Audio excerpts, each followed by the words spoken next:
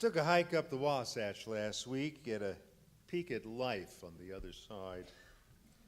The snow was flying some there, and so I took a moment to greet the winter with respect, although I'm not its biggest fan.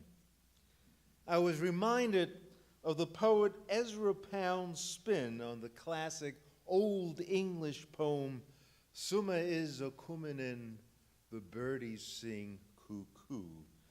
But only Ezra Pound wrote, winter is a coomin', the birdies sing goddamn. But with the cold air smacking you in the face, you feel invigorated, and fresh thoughts and new ideas fill your mind with all sorts of revelations. Like I got to thinking, why is it I have such a hard time understanding the language of Republican frontrunner Ben Carson? You know, he said the other day, he said, and I quote, that his economic plan was replacing taxes with a tithe. Well, as a Unitarian, I have know what he means. What on earth is a tithe?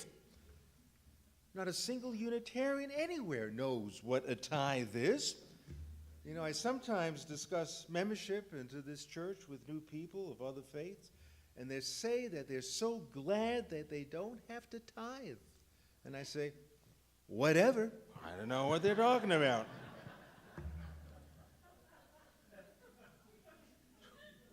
I got to reflect a bit on one of the great news releases of the week, truly heartwarming, where story time in New York City libraries is harder to get into than the hottest Broadway shows. Lines to get into story time stretch down for blocks, and tickets are given on a first-come, first-served basis. There's not enough room to accommodate all the under 5 children who show up. Library clerks who usually check out books are now parking attendants when it's story time.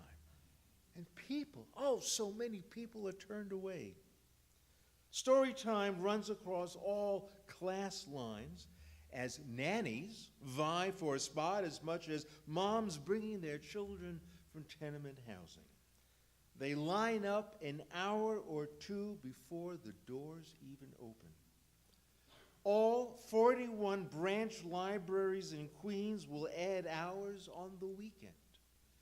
New York, the New York Public Library is adding 45 brand new, they're hiring 45 new children librarians to try to keep up with the demand.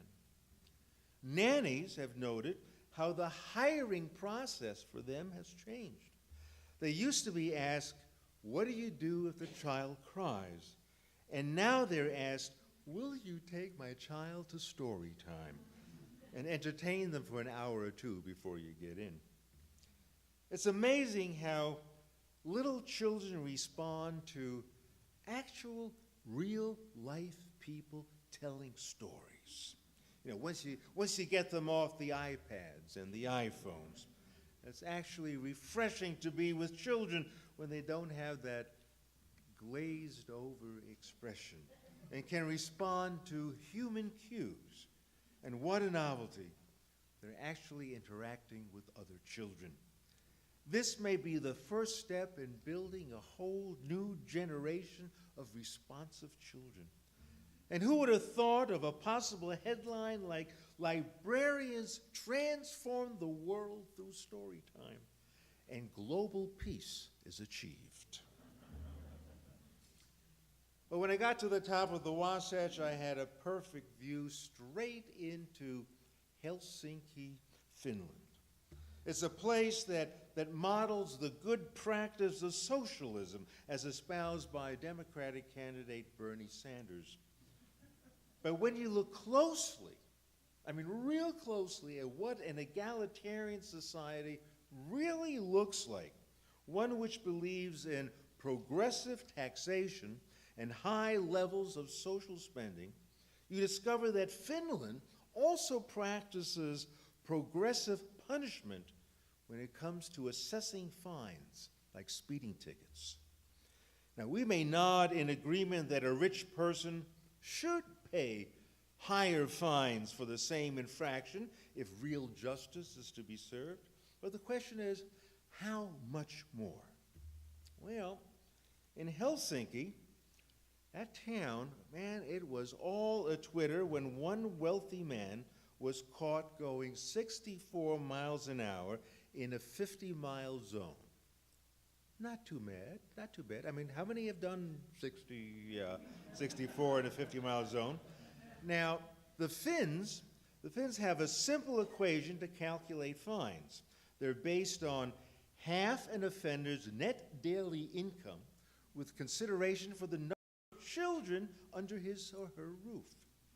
Now, the fellow in question, who posted his speeding ticket on Facebook and stirred up even the most dedicated socialist in Finland, revealed his speeding ticket cost him $58,000.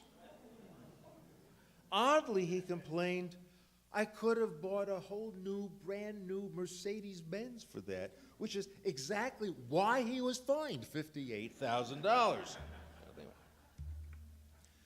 At the next Democratic debate, somebody should ask Bernie Sanders if he really wants to showcase Finland as a country to which we should aspire. And he'd probably vouch it's a great system, and then get us to imagine the kind of fine the Koch brothers would pay when caught speeding. My God, they could pay the cost of Medicaid expansion for an entire year through all 52 states, and also there'd be money left over for new librarians for story time as well. But I like the Utah system of fines. When stopped for speeding, I just get a warning.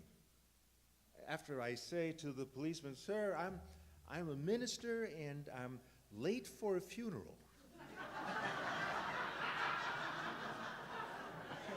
Don't make that public. This is kind of my confession. But it does go to prove once again, Utah is the one place you have to leave in order to discover just how much you really love it. The offering will now gratefully be received, and please remember, all the proceeds go exclusively to these fine musicians.